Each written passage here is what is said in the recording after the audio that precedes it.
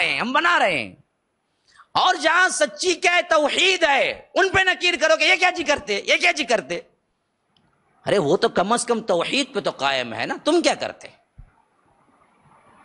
اس حیثیت سے ایک بہت بڑا مغالطہ پیدا ہوا کہ موحدین جو توحید پر کام کر رہے ہیں ان کو برملات نیچا کیا گیا، بتایا گیا تمہارا کام کچھ نہیں بھائی، تم کیا پرانی باتیں لے کے بیٹھ جاتے ہو، توحید ربوبیہ، توحید الوہیہ، توحید اسماء و صفات. یہ کیا توحید لگا کے رکھا ہے تم نے. اقامت دین پہ آؤ، دین قائم کرو. تو توحید کی اہمیت خود بخود گھڑ گئی، اقامت دین کا لفظ اوپر آ گیا، حالانکہ صریح غلطی تھی اور ہے. اور ان لوگوں کے اندر اسی طرح توحید بھی کیا ہے گھڑ گئی. توحید پہ نہ بیانات ہوتے، نہ توحید پہ کیا باتیں ہوتا تو کیا ہوتا، اقامت دین پہ بڑے بڑے کیا ہے فنکشنز ہوتے، بڑے بڑے کیا ہوتے ان کے جلسے ہوتے. اور یہ آگے چل کے کیا ہوا، مولانا مودودی جب پاکستان الگ ہوا تو وہ تو پاکستان چلے گئے، تو باقاعدہ طور پر پھر رجسٹر ہوئی جماعت اسلامی ہند کے نام سے. اور یہ ہند کے نام سے جب رجسٹر ہو گئی تو یہاں تو حکومت الہیہ کا کوئی سوال ہی پیدا نہیں ہوتا، یہاں تو پہلے سے ہے. اس حکومت کو نکال کے کب حکومت لانا، حکومت الہیہ. تو کم از کم یہاں کی جو جماعت بنی بعد میں بدلنا چاہیے، تاکہ ہمیں توحید پہ کام کرنا ہے، ہمیں ان غلطیوں کا ازالہ کرنا ہے جو بانی کے ہاتھ سے ہو گئی. نہیں ہوا، اسی ڈگر پہ چلتے رہے. اور ان کی شخصیت پرستی اس حد تک گھس گئی کہ انہوں نے جو صحیح کہہ دیا وہ صحیح ہو گیا. پوری جماعت اور پورے احادیث اور قرآن سب ٹکرائے، کوئی مسئلہ نہیں، لیکن مولانا مودودی نے لکھ دیا ہے بالکل صحیح ہے. جہاں پر وہ حق کے ثواب کو پہنچے ہیں، جہاں پر انہوں نے لکھا ہے واقعتاً اس پہ ہم بھی مانتے ہیں صحیح لکھا ہے. بعض نادر موضوعات پہ ایسے لکھا ہے واقعتاً کوئی لکھنے والا نہیں تھا. احادیث کی حجیت پر کیا ہے، ایک کتاب ہے ان کی، وہ کتاب واقعتاً کیا ہے اپنے موضوع پر بہت بہترین کتاب ہے، ہم نے مانا. لیکن یہ بات نہیں کہ ان سے غلطی ہی نہیں ہوئی، وہ گویا کہ کیا رسول تھے. ان کی سب سے بڑی غلطی کیا، کتابوں میں لکھنے میں ایک کتاب لکھی خلافت و ملوکیت. اس کتاب میں انہوں نے صحابہ پر باقاعدہ لعن طعن کیا ہے، باقاعدہ طور پر. جب امت نے بتایا کہ مودودی جب تھے زندہ اسی وقت بتایا کہ آپ نے بہت بڑی غلطی کی ہے. یہ تو کیا ہے پورا شیعہ کے لیے آپ نے راہ ہموار کر کے دے دی کہ شیعہ بھی تو یہی کہتے ہیں کہ صحابہ کیا ہے ظالم ہیں، اور آپ نے بھی ثابت کر دیا صحابہ نے یہی کام کیا، یہ کام کیا، یہ کام کیا. طبری میں ہے، ابن کثیر میں ہے، یہ روایت فلاں ہے. پورا پورا پورا مواد صحابہ کے خلاف اکٹھا کر دیا جب ایک ہی کتاب کے اندر.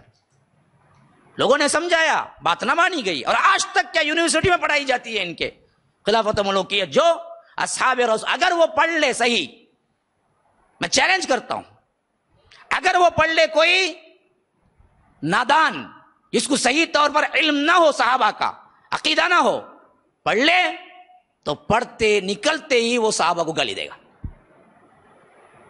انہوں نے اتنی تنقید کی ہے اس میں، صحابہ یہ تھے وہ تھے، یہ تھے وہ تھے، دنیا آ گئی تھی، دنیا کی وجہ سے کیا ہے ان لوگوں کے اندر پرابلمز ہوئے تھے، لڑائیاں ہوئی تھی.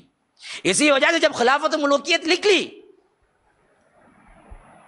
سنیوں نے اس کو کوئی اہمیت اور سنیوں کے پاس مقبول نہ ہوئی جتنا شیعوں کے پاس مقبول ہوئی.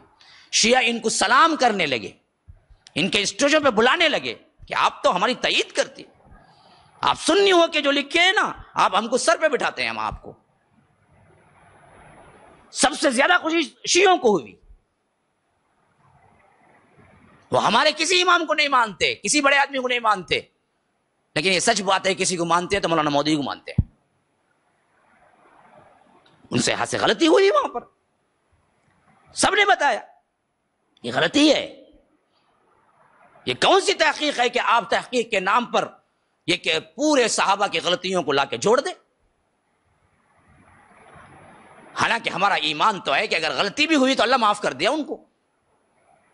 وہ سب معصوم نہیں ہیں، غلطیاں ہوئی ہیں لیکن عدول ہیں.